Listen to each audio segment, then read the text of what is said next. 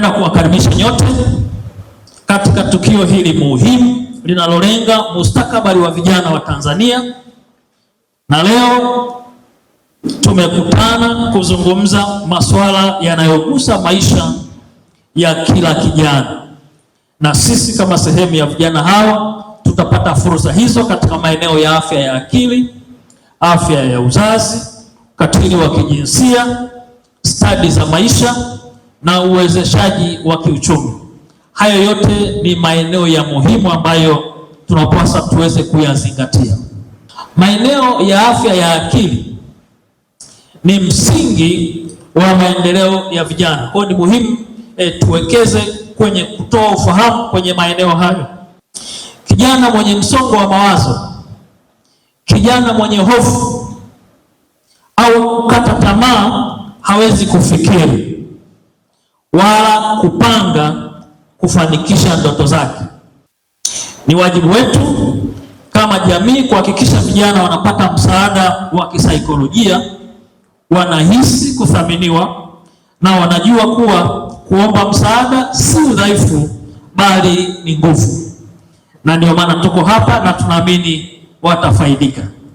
Tunafahamu pia kwamba masuala ya afya ya uzazi si swala la aibu na la kufichwa, ni swala la maisha, na pengine tunaweza kusema ni kufa na kupona.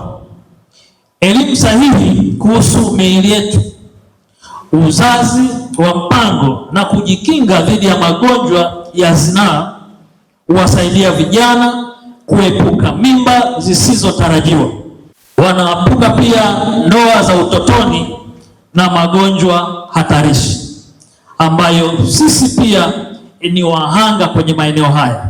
Kwa hiyo naamini itawasaidia kupitia mashirika mbalimbali kama Maria Stopes. Vijana wanapata taarifa sahihi badala ya kuamini uvumi na imani potofu. Kwa hiyo leo tutaendelea kupata pia taarifa sahihi kama ambavyo mmeendelea kuzitoa. Tunafahamu pia kwamba ni muhimu na ni swala la kisera ambalo kimsingi lipo chini ya wizara yetu, kupambana na ukatili wa kijinsia.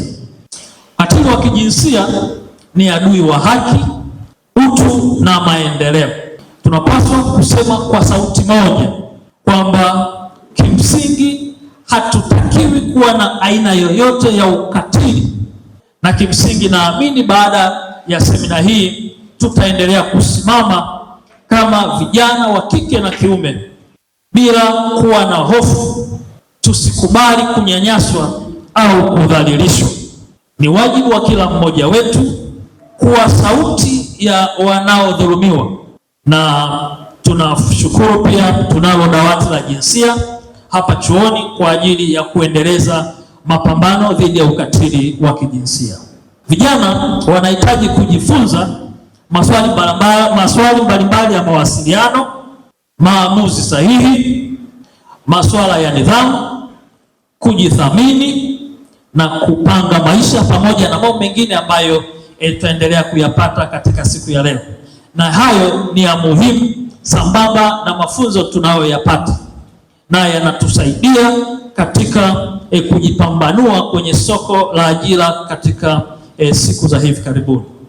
Serikali yetu imeonyesha dhamira ya kuwawezesha vijana kiuchumi kupitia fursa mbalimbali za mikopo, mafunzo ya ujasiriamali na sera za ajira.